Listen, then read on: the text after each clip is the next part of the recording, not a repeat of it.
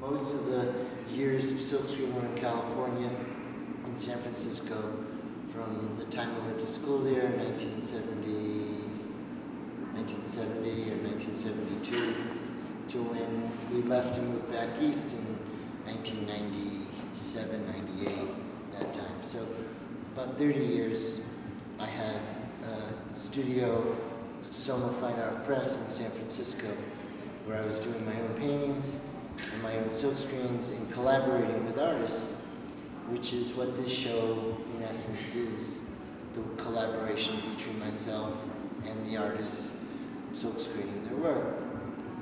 So, first, if anyone has questions about what silkscreen is, I'll just kind of give you a little idea that this is a silkscreen. I mean, the physical thing is a silkscreen.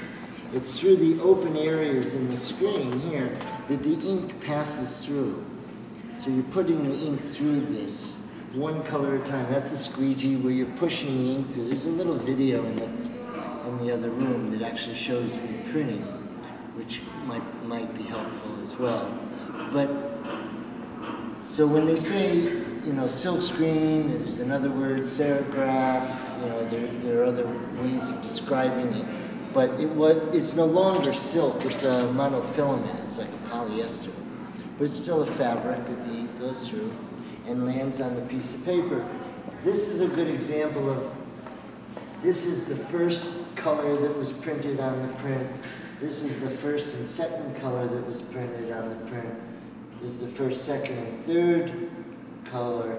And for every color, there's another screen.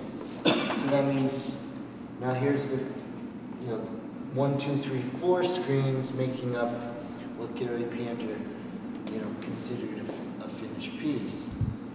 So while you're looking at the work, you see some prints have 25, 30 screens. It means that I've used 25 or 30 different screens with ink that goes through them and printed them on the paper or the canvas 25, 30 different times. Some have 1 color, some have 10 colors.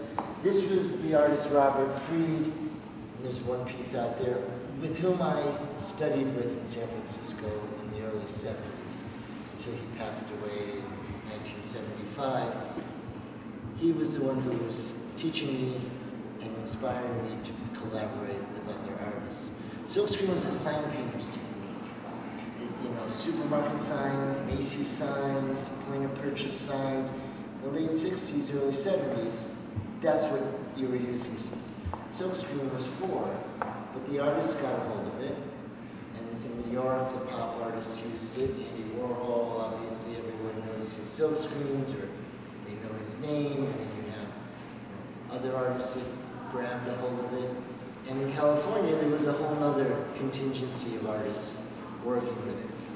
This piece here happens to be the artist Robert Indiana, who is known for his iconic love piece. He makes paintings, he makes sculptures, and then he signs and numbers his silkscreens. So 3 or 4 years ago, I had an opportunity, and as I am now, to work with Robert Indiana and create a new set of silkscreens for him for the word hope, which are basically called silkscreen blends. And it's one screen with 30 different colors mixed all at once, and they blend together like little puddles of color.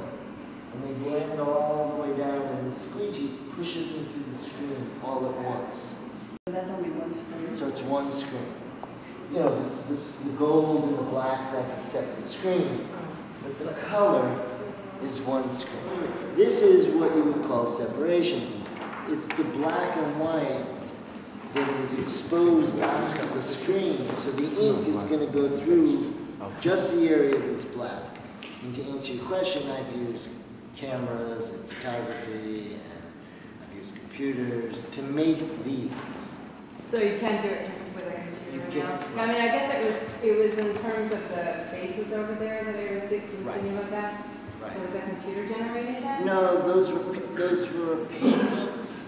Well, let's put it this way: I was given a photograph of the original painting. The artist happens to be from China, so he wasn't at the studio when I was working on it.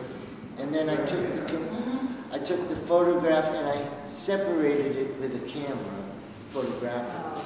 You know, that print in particular, I think it's 30, 35 screens, but just to get to the gradation of, just to get the pink to go from this value of pink to that value, there are 9 screens that are all matching up. And they're really, it's this, almost like the same transparency of pink, just different screens that are gradiating back into themselves. There are like 8 or 9 blues that make it from here. There's like 3 blues in the face, but they're very transparent.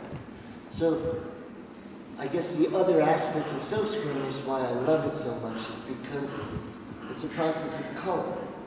This one is a more recent piece, and this is with Robert Cunningham, who's a photorealist painter. And it was a project that we predetermined there would be 20, 21 pieces. They all would be different colors of the same subject. So all of them are, you know, the blue, and the shield, the sky, and the neon, and the star, they're all different colors. But all of this is silkscreen. I mean, we did this one on the floor. We did it by hand. And Michael DeFeo, I mean, we do these. He's a street artist, but he paints them up on the buildings in different cities. This artist, Tom Christopher, when we worked together, he was one of those that loved the happy accidents. So he had a painting that kind of looked like this. But he said, any mistake you make, leave. You know, let me see it before you cover it up. So all of this is drawing that he did, and you know, none of it fit. So the more it didn't fit, then the more he would come in and say, okay, now here, I'll show, here's what I want to do. And we would work together for a day, and the next thing you know, he would make it was like a puzzle, and we got it to fit. The small little pieces are the artist Ken Price. And if you look closely at those have to fit to be perfect. Even though you're putting one screen on top of another, each screen has to fit to the other screen exactly, or it's going to look like a mistake. And these are the notes. All of this are the notes that he wrote. I've always had this innate ability to look at a painting, take it apart in black and white, and then put it back together